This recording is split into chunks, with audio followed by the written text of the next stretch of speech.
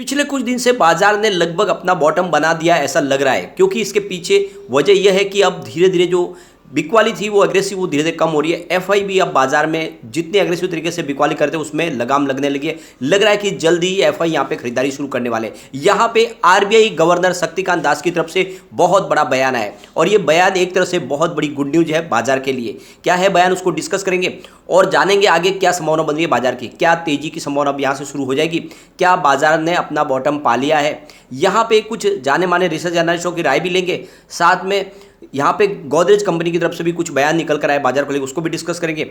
इन सारी बातों को जानने के बाद ये सोचने की कोशिश करेंगे कि कहाँ पे हमें निवेश करना चाहिए।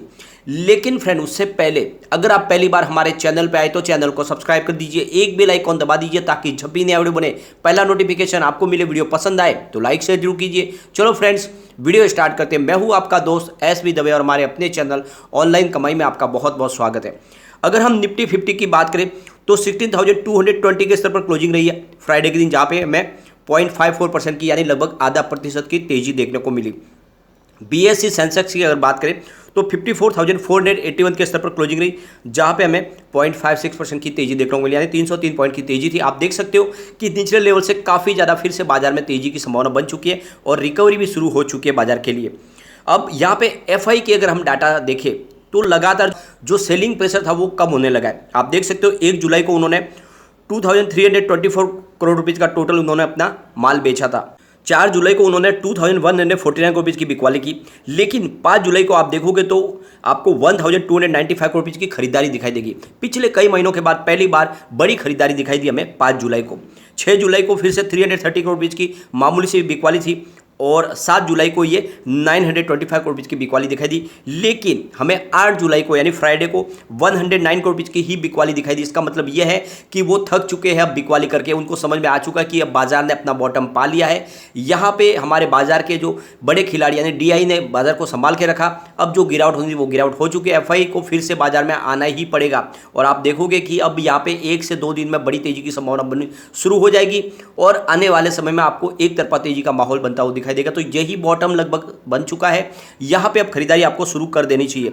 एक तरह से अगर देखें तो इंडियन रुपीज़ भी 79 पे स्टेबल है, क्योंकि काफ़ी समय से ऐसे देखें तो इंडियन रुपीज़ तो काफ़ी कमजोर तो हो चुका है, लेकिन 79 पे स्टेबल है, जो एक बाजार के लिए राहत भरी खबर है। फिलहाल 79.29 पर प्राइस है इंडियन रुपीज़ की। और दूसरी तरफ क्रूड ऑयल की प्राइस देखें तो काफ़ी नीचे आने के बाद थोड़ा सा उछाल दिखाई दे रहा है। फिलहाल WTI क्रूड 104 पर है, जहाँ पे 2.01% की तेजी है और ब्रेंट क्रूड 107 पर आया, जहाँ पे 2.26% की तेजी है। तो 100 के नीचे जाने के बाद थोड़ी सी फिर से यहाँ पे आपको तेजी आती हुई दिखाई देगी, लेकिन ये बड़ी नहीं है। फिर से आखिरकार में क्रूड ऑयल नीचे ही आएगा। कमोडिटी की प्राइस गिरने लगी है, जो बाजार के लिए बहुत बड़ा पॉजिटिव ट्रिगर है। अब यहाँ पे आरबीआई गवर्नर की तरफ से एक बड़ा बयान दिया गया है। आरबीआई गवर्नर शक्तिकांत दास का कहना है कि फाइनेंशियल ईयर 2022-23 की दूसरी छमाही में महंगाई धीरे धीरे कम आएगी और इसमें इकोनॉमी में इन्फ्लेशन के चलते बड़ी गिरावट की जो आशंका है वो घट जाएगी। आरबीआई गवर्नर शक्तिकांत दास शनिवार को ये 9 जुलाई को ये बड़ी जानकारी दी है और उनका कहना है कि अभी सप्लाई के मोर्चे पर तस्वीर अच्छी दिख रही है। कई इंडिकेटर्स कह रहे हैं कि वित्त वर्ष की पहली तिमाही यानी अप्रैल जून के दौरान रिकवरी के अच्छे संकेत दिख रहे हैं और अभी हमारा मानना है कि यह वित्त वर्ष दूसरी छमाही में धीरे धीरे इन्फ्लेशन घट सकता है। इससे इंडिया में इकोनॉमी को झटका लगने की आशंका जो है वो कम हो जाएगी। शक्तिकांत दास का कहना है कि इंडिया की इकोनॉमी को 2 साल जो है कोरोना ने बहुत ज़्यादा बेहाल किया। अब रिकवरी दिखनी शुरू हो चुकी है, लेकिन इन्फ्लेशन पिछले कई महीनों से आरबीआई के टारगेट के ऊपर बना हुआ है। इसकी वजह से दुनिया भर में जो फूड और कमोडिटीज की कीमतों में उछाल आया है। आरबीआई ने इन्फ्लेशन को बढ़ने से रोकने के लिए इंटरेस्ट रेट बढ़ाना शुरू किया। उसने पहले मई में रेपो रेट को भी बढ़ाया, फिर जून में रेपो रेट को बढ़ाया। 2 बार की बढ़ोतरी में रेपो रेट करीब 0.90% बढ़ चुका है। अब ये 4.90% तक आ चुका है। माना जा रहा है कि आरबीआई की monetary policy committee interest rate बढ़ाने का सिलसिला जारी रखेगी। एमपीसी की अगली बैठक अगस्त के पहले सप्ताह में होने वाली है। इसमें रेपो रेट वृद्धि में फैसला लिया जा सकता है। गवर्नर शक्तिकांत दास का कहना है कि यह ऐसा वक्त है जब हाई इन्फ्लेशन दुनिया भर में देखा जा रहा है, जबकि ग्लोबल ट्रेंड में कमी आ रही है। छोटी अवधि में इन्फ्लेशन पर उन चीज़ों पर असर पड़ सकता है जो नियंत्रण के बाहर है, लेकिन मध्यम अवधि में मॉनेटरी पॉलिसी का असर इन्फ्लेशन पर पड़ेगा। केंद्रीय बैंकों की मौजूदा मॉनेटरी पॉलिसी को सही बताते हुए दास ने कहा है कि इन्फ्लेशन को काबू करने के लिए मॉनेटरी पॉलिसी के स्तर पर समय पर कोशिश करनी जरूरी है और इससे इकोनॉमी को ग्रोथ के रास्ते पर लाने में मदद मिलेगी। केंद्रीय बैंक के गवर्नर ने कहा है कि इकोनॉमी में स्थिरता बनाए रखने के लिए आरबीआई अपनी पॉलिसी में बदलाव करना जारी रखेगी। कोरोना की महामारी के दौरान इकोनॉमी को सपोर्ट करने के लिए आरबीआई ने इंटरेस्ट रेट में काफ़ी कमी की थी। तो आप देख सकते हो कि उनका कहना है कि आने वाले समय में बाजार में जो मंदी की बड़ी आशंका है वो अब खत्म होती हुई दिखाई दे रही है और जल्दी बाजार को तेजी की संभावना बनेगी और जो आरबीआई आने वाले समय में हो सकता है कि फिर जो इंटरेस्ट रेट है उसमें भी कमी करे। तो कुल मिला के आप देख सकते हो कि बाजार के लिए एक बहुत ही बड़ी पॉजिटिव खबर निकल के आ रही है, जिसके दम पे कह सकते हैं कि अब बाजार में बड़ी गिरावट की संभावना खत्म हो चुकी है। यहाँ पे एक और बड़ी गुड न्यूज़ निकल के आ रही है। अब अदानी ग्रुप भी टेलीकॉम सेक्टर में एंट्री करने जा रहे हैं। जैसे कि आपको पता होगा 5G की नीलामी हो रही है और ऐसे में अदानी ग्रुप ने कमर कस ली है, वो भी इस नीलामी में भाग लेने वाले हैं। 3 मौजूदा टेलीकॉम कंपनियों में, जिसमें रिलायंस, जियो, भारती एयरटेल और वोडाफोन, इसके अलावा अदानी ग्रुप भी 5G में नीलामी में भाग लेंगे। तो आप देख सकते हो कि बाजार के लिए एक बड़ी और अपॉर्चुनिटी निकल कर आई है। अब अदानी ग्रुप भी टेलीकॉम सेक्टर में अपनी किस्मत आजमाने आ रहे हैं। कुल मिला के देखें तो टेलीकॉम सेक्टर के लिए बहुत सारी संभावना अब निकल के आ रही है। जैसे ही 5G आएगी यहाँ पर बहुत सारी अपॉर्चुनिटी निकल के आएगी। तो ऐसे में आने वाले समय में इंडिया के लिए भी बहुत सारे रिवॉल्यूशन आने वाले 5G के दम पे। यहाँ पे एक और बड़ी अपडेट जो निकल के आ रही है, टाटा ने अपनी कार की प्राइस सब बढ़ा दी है।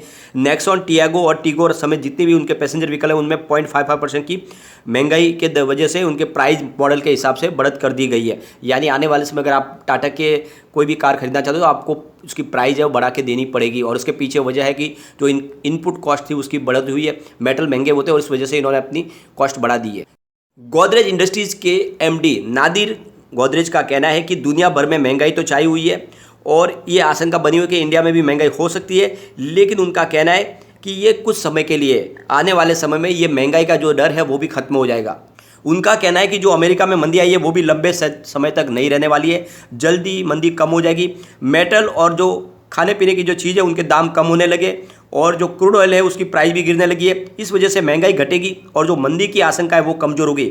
वैसे अमेरिका में मंदी आती भी है तो इसका असर ज़्यादा इंडियन इकोनॉमी पे नहीं पड़ेगा, निर्यात पे इसका असर नहीं पड़ेगा। उनकी तरफ से कहा गया कि अगर मंदी अमेरिका में आ भी जाती है तो इसका ज़्यादा इफेक्ट हमें इंडिया को झेलना नहीं पड़ेगा। कुल मिला के आने वाले समय में इंडिया पॉजिटिव खबरों से भरा हुआ है और ऐसे में यहाँ पे इन्वेस्टमेंट भी आता हुआ दिखाई देगा। तो बाजार के लिए बहुत सारी पॉजिटिव संभावना निकल के आ रही है। आने वाले महीनों में जो महंगाई है वो तेज़ी से घटेगी। ऐसे में स्टैगफ्लेशन की आशंका भी कम होगी, चूंकि कमोडिटीज की दाम नीचे आने लगेंगे तो फिर आरबीआई को भी ब्याज दर बढ़ाने की जरूरत नहीं रह जाएगी। फिर भी नीतिगत दरों में अब तक जो तेजी की बढ़ोतरी हुई है, आगे भी थोड़ा सा उसमें इजाफा होने की संभावना है, लेकिन अब आगे वो इतने एग्रेसिव जो है डिसीजन नहीं लिए जाएंगे। तो कुल मिला के आप देख सकते हो कि बाजार के लिए बहुत सारी बातें जो पॉजिटिव निकल के आ रही है।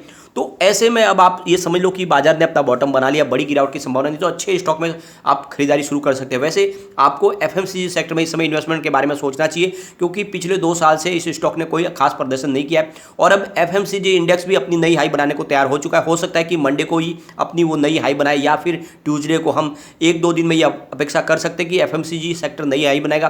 तो एफएमसीजी सेक्टर में इन्वेस्टमेंट के बारे में आप सोच सकते हैं। स्पेशली आईटीसी में दाव लगाया जा सकता है। पिछले कई दिनों से आईटीसी बिल्कुल अंडर परफॉर्म स्टॉक था, लेकिन अब दौड़ना शुरू हुआ है। अगर बैंकिंग सेक्टर में आप निवेश करना चाहते हैं तो एसबीआई आपको चुन सकते हैं, उसको बहुत ही अच्छा स्टॉक है। आने वाले समय एसबीआई में आपको शानदार तेजी की संभावना बनती हुई दिखाई देगी। और इस समय ऑटो सेक्टर में भी आप निवेश कर सकते हैं। इसमें टाटा मोटर्स में निवेश किया जा सकता है, अशोक लेलैंड भी बहुत ही शानदार है और मदरसन सुमी में दाव लगाया जा सकता है। पावर सेक्टर तो एवरग्रीन है, आने वाला समय जो है पावर सेक्टर के नाम पे होने वाला है, क्योंकि इसके पीछे वजह यह है कि सरकार ने अपना जो गोल सेट किया कि 2030 तक 500 गीगावाट का इंस्टॉलेशन करना, यानी 50% ऊर्जा का इस्तेमाल ग्रीन एनर्जी के माध्यम से होगा। तो पावर सेक्टर में बहुत सारी संभावना निकल के आ रही है। तो ऐसे में आप अदानी पावर और टाटा पावर में निवेश के बारे में सोच सकते हैं। ये सेक्टर आने वाले समय आपको बहुत ही शानदार रिटर्न दे सकते हैं।